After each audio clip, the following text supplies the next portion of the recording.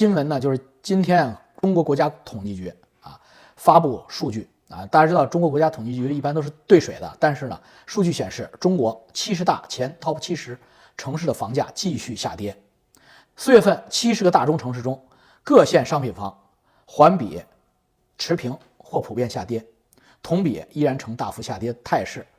一线城市就是4个一线城市，销售价格环比上月上涨0.1%转为持平上月还是国家统计局宣布还是涨了1/1000那这你信吗？这个月干脆宣布持平了其中北京和上海分别上涨了1/1000和5%，广州和深圳分别下降了2%和1%。那么2线城市的新建商品房销售环比持平，3线城市的新建商品房销售环比下降2%，降幅与上月相同所以国家统计局即使它兑水，但是它兑水幅度是一样的，所以你看它趋势是一样的也就是说70个大中城市，我们中国新建的住房能够报出上涨数字的只有20个剩下50个不是下跌就是持平那么其中上海目前的数据是最好的，其次是北京、广州、深圳2、3线城市与去年相比呢，分别下降了3.9%和5.4%。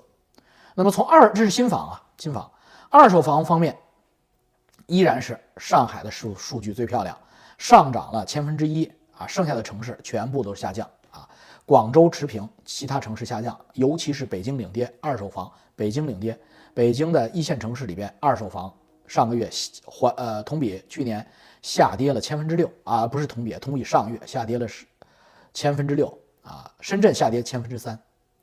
2、3线城市平均二手房下跌4%，降幅继续扩大比上个月下跌4%。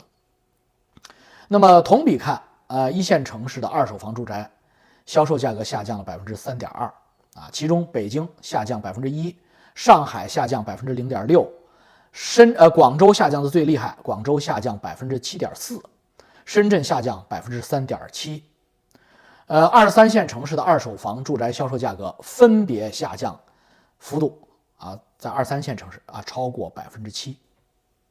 所以无论二手房还是新房无论是哪一个地区中国的房地产市场都呈现萧条状态。5月1日，中指研究院中国指数研究院发布的数据显示，2025年4月，全国100个城市二手房住宅平均环比下跌0.7%，已经是中国指数研究院公布数据以来连续第36个月的下跌，过去3年一直是下跌的。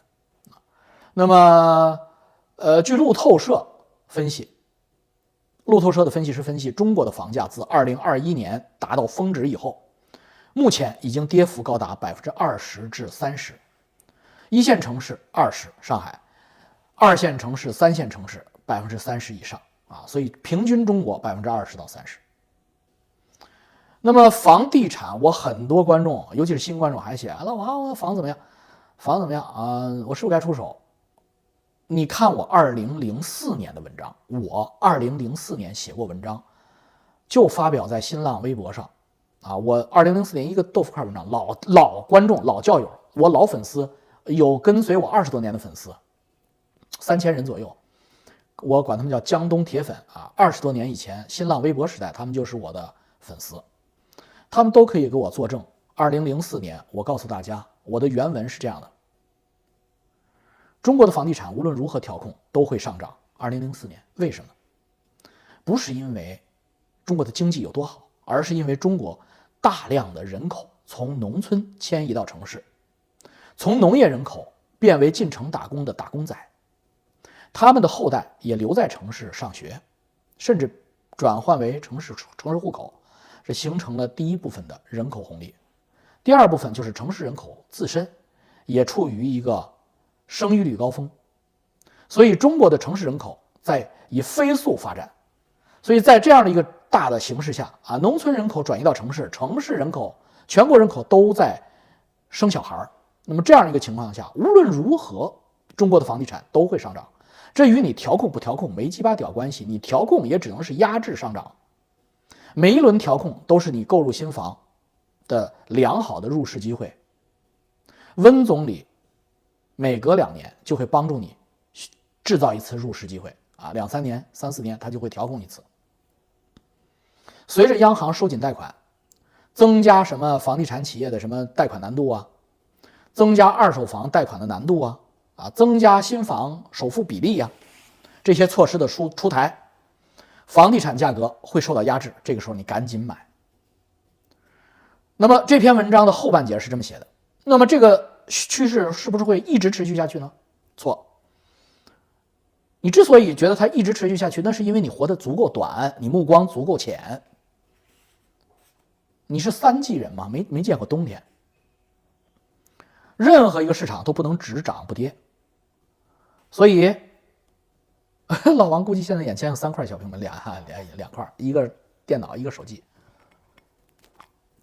所以中国房地产的拐点发生在2020到2025年的某一天，这是我那篇文章原文。我操，哥们就这么牛逼，我为什么现在就这么自信就敢吹牛逼？就是你比我强的，你说你经济学家，你说刘继鹏，你说你比我强，我问刘继鹏，你说过这么精确的预测吗？你给我举出例子来，我跪下来吃屎啊！他没有，操，对吧？所以他灭不了我，他说他要灭我，我看他怎么灭我。所以真正的我老领导刘继鹏没说过我证明，那他没说过，我也不知道谁说过但我记得我清楚，我是在2004年这篇文章说过。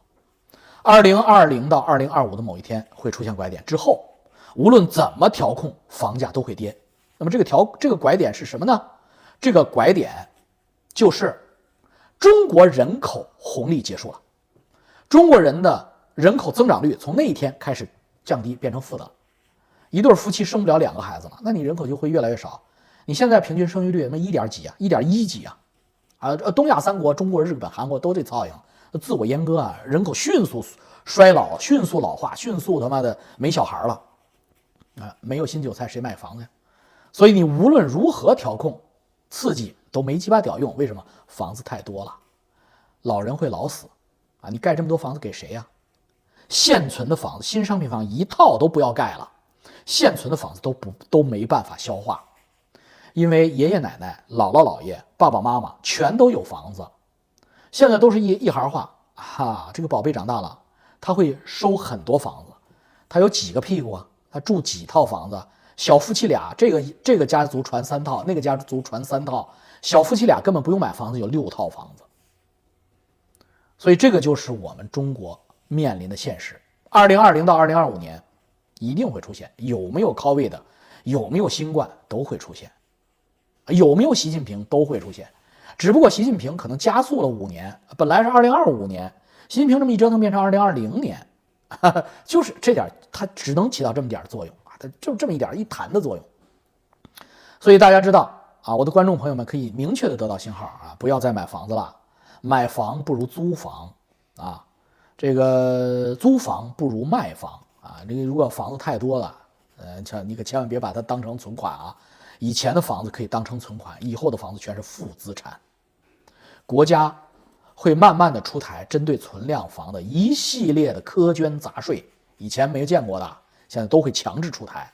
比如说给你们换屋顶比如说给你们清理下水道，比如说给你们清理公共下水道比如说给你们换外墙外保温，这些钱换玻璃也会有老化的那天，换玻璃这些钱呢都得羊毛出在羊身上，都得从你这儿拿，你不要惦着国家了，国家也没钱国家钱也花了这就是问题那么唯一有那么点希望就是上海。为什么呢？我一概如此，就是上海就是东京，日本就是未来的中国日本有失落30年，中国一样会有失落30年，一样，你没有什么区别。中国人的问题就总觉得自己是与众不同的，你他妈能有什么理由是与众不同？全世界都这个操性，你怎么与众不同？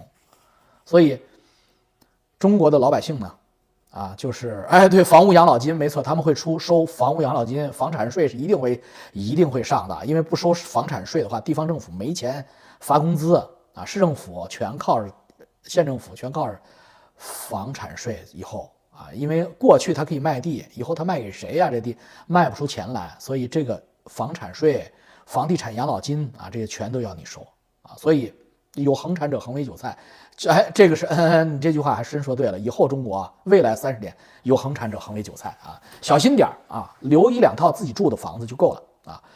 我很多观众房子很多，因为我有很多观众房子非常多，我的观众很有钱。那么我希望提醒大家的就是啊，那么接着说完上海和东京的区别，东京的连线啊，就是你看日本房子都在跌，东京房子当然也在跌，但是东京房子怎么跌它有个底儿，东京房子不会跌到1块钱啊，日本很多2、3线城市房子1块钱啊，你给点钱就大哥我求你了，快来住吧，因为房子要倒了。房子就像人一样，他不洗脸不刷牙不换衣服，这蓬头垢面啊，人就死了。房子也一样，房子是活物，所以房子里边要住人才行，无论是租客还是他妈住客都有人住。日本就是没有人住啊，2、3线城市日本哪有人啊？老人一死了，房子就空住了啊。这个中国也是一样的，上海例外嘛，上海的房子有底，不是我可不是说上海房子会涨啊，上海房子跌有底啊，其他城市房子没什么底啊。好了，我们下一个话题呢，贸易战。贸易战，特朗普突然向所有国家宣布开战，所有国家向加拿大开战（括弧你是我的第51个州），向墨西哥开战啊，向英吉利开战，向法兰西开战，向最后中国开战。这个是继慈禧太后之后，全世界第2个向所有国家开战的。一下子把所有的国家都打懵了，因为没见过，所有的国家都打懵了。在这里边，唯一的硬的跟美国对打的啊，不是加拿大啊，加拿大挺软的，加拿大嘴硬，但是没有跟美国对干啊。中国跟美国对干，操，一点都不往后走，这个也是大家都没想到的，因为以前觉得我操，这他妈的是不是咱们赶紧派人去谈啊？跟加拿大不就马上派人去谈了吗？我们嘴上可以硬，但是身体要很诚实，马上派人去，不去啊，你也别来了，那就干吧。这个也是说句不好听的，我长这么大我也第一次见啊！你别看我做金融经商这么多年，我也第一次见。这因为什么？这叫节点时刻嘛。然后看结果了啊！操，1个月之后，美国鸡巴衰了，为什么？因为他华尔街不干了，股市跌了，噼里啪啦跌了2星期，我操，跌到川普内杠了。怎么叫内杠了呢？马斯克的身家跌走了一半，伊隆马斯克5000亿跌剩3000亿，2000多亿了。再跌，马斯克就完犊子了。所以川普这是内外交困，然后就自己找台阶下。当然，中国也很给他面子，中国也很难受。我操，那赶紧谈吧，那谈呗。那这种节点，那弟兄们，难道你们能否认？当然，我打倒中国共产党，打倒中国共产党，打倒独裁啊！好了，现在你们知道我不是白区党了，好吧？啊，我也反对独裁的。但是咱们就事论事，你们不觉得他妈这个节点，这个也是个节点时刻吗？2个节点时刻同时发生了。有人说是不是巴基斯坦和印度空战是中国在后边搅和的？有可能，但是呢，凡事都没有那么巧啊，这里边一定有人力不可为的偶然因素。不是说你搅和他就听你话的，你这多新鲜！你看，对吧？你的习近平就不太听普京的嘛？普京搅和好长时间了，人家老习一动不动了。所以不是说别的地方就是一定会听你这儿的。那么这里边还是有阴错阳差的啊，咱们人类控制不了的偶然性的。所以同时出俩节点，而且先后不到半个月，全部出结果。我操，这你妈这是不是地球大事？是有啥是地球大事的？军事上你优势要打问号了。我跟你们讲，这2天应该老美夏威夷空军基地应该比我忙，就是开会应该比我们忙啊。我们在这儿听床，他们应该是真在开会。为什么？因为你能看到印巴，大家知道巴基斯坦那个03式平衡木，它一共有4架，4架平衡木，不是说错了，什么平衡木就空警500阉割版，它有4架。大家知道解放军有54架，解放军有54架，巴基斯坦只有4架。就已经把印度打得狗吃屎了，而且它叫空警500阉割版，就是巴基斯坦那个雷达只能照400公里，解放军现役的空警500雷达比巴基斯坦那个要远得多，几百公里我忘了，远得多，就是这个多的意思就是几乎就远出1倍去了。说你看我们还有更好的呢，空警500、空警2000、空警反正就运220上面还有，1.76上面还有，就是背着的那种，比它大得多，功率大得多啊，上千公里照射面积的照射半径的都有。所以空警500在中国人民解放军空军系列里边不是什么先进武器，说老掉牙也不在吧，也有点过了啊。但绝不称为先进武器，不是那个最先进的要藏着掖着的，不是。那要是把最先进的拿出来的话，那体系对体系，系统对系统，美军是否能在太平洋上空第一岛链上空取得优势？我估计这2天美军很紧张，因为解放军从来没有这么强势过，节点验证成功。我操，这他妈的，这个是大事儿，这意味着他妈的第一岛链就是美国是不是退的问题，你投降是不是输一半的问题，你把台湾放一放，是不是能保住冲绳？否则的话，如果他妈一味对抗的话，你们丢脸丢大了。如果你要连韩国都没保住，那我去你们你完犊子了！我操！现在日本现在估计有点慌，我操！日本有点慌，因为甲午战争倒着来了，这还行，我操！说日本有点慌，为什么？日本没有特别强的现役部队准备，老美一直压着他。你要是老美把日本解开手脚，10年以后日本可能能干我们。但是问题是日本，你看中国怕日本，日本怕美国，这是一个走兽棋，我操！珠海航展要火了，估计是要火了。第3世界嘛，纷纷纷至沓来了，那太便宜了这玩意儿。中国这玩意儿原来说便宜没好货，现在好货，我操，挺好啊！我操，真他妈便宜啊！那法国那个狗鸡巴玩意儿，2亿8800万美元一架，刚给他干下来3架，我操，咱们中国我操连导弹带人7000万，我操，这不太便宜了吗？所以这个事儿呢，就是中国制造的武器啊，要是席卷全球的话，那伴随而来的就是军事版图的再造。正好赶上美国这个总统，就是川普总统，他不打仗啊，这个总统不太爱打仗，他爱谈爱交换利益的。那美国可能会处于一个相对战略守势的啊，美国的国家战略可能会调整为战略守势，很有可能啊。所以我说今天说这个中国进入2个节点时刻，也是这个意思。这个客观存在啊，空战正式证明中国的军事实力，中国的系统啊，空军系统达到世界第一流的水平了啊！因为世界第一流的战机噼里啪啦被他揍得往下掉，那你说是不是超一流的水平啊？那跟美国到底怎么分天下？这个是不是节点时刻？是不是？所以第2个节点时刻就是关税战，关税战现在已经第1回合结束了，美国从全面战争、全面进攻改为重点进攻了，就其实就是重点防守了，就只保3：钢铁、制药和芯片，只保3项，那丢死人了。所以节点时刻过去，我们中国内部并不太平，就像美国内部不太平一样。所以我跟你说，中国太他妈像美国了，上帝是弄了个双棒吗？我都怀疑。大家知道，川普在美国有一半人反对他，啊，有一半人死舔他，一半人死恨他。就是你在美国千万不要说川普啊，在美国的公开场合千万不要说川普，因为会迅速引起美国人内斗。就是本来是其乐融融，大家都挺好的，然后一说川普，我操，兵分两阵，互相的弄死对方啊，跟他们文化大革命一模一样。这是美国的今天，就是川普让美国人分裂了。那么中国呢？你别乐啊，说啊太好了，中国也好奇怪啊，你知道？昨天，何鸿钧在301医院自杀了，自缢身亡。大家知道他被拿下了吗？他是老习亲自提拔的，就是很重要的一个新人。因为老习的老人被拿下了很多，31军体系被拿下了很多，所以何鸿钧就是戴眼镜那个小个儿，去年啊，就2024年夏天7月9号，还不到1年呢。8·1大楼，习近平只给他一个人授上将军衔。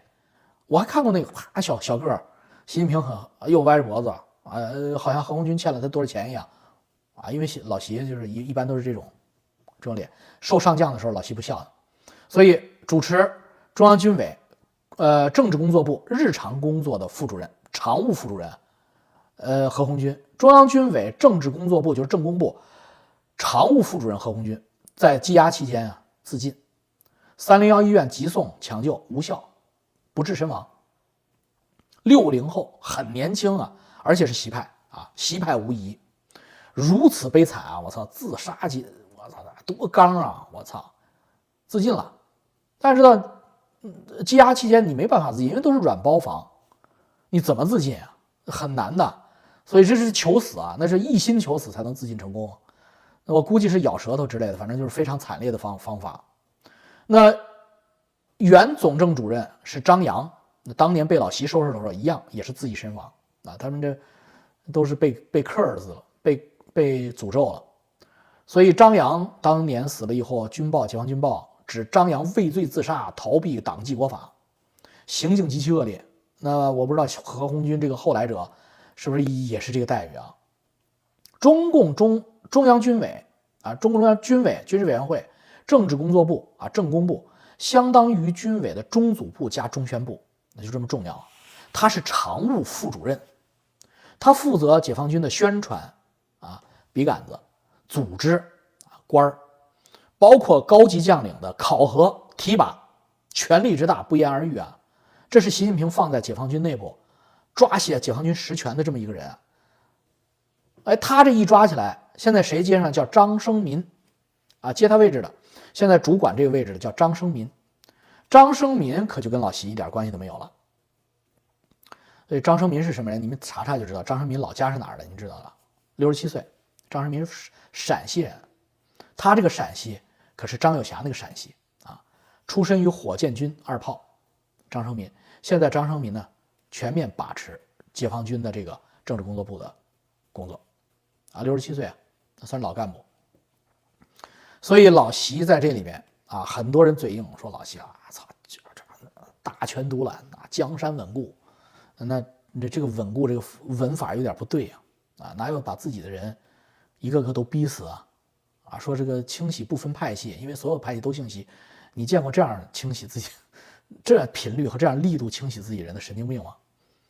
所以让我们拭目以待啊！何鸿钧啊，不是红色的红，是宝盖头那个红，宏伟的宏啊！好了，再见啊，再见。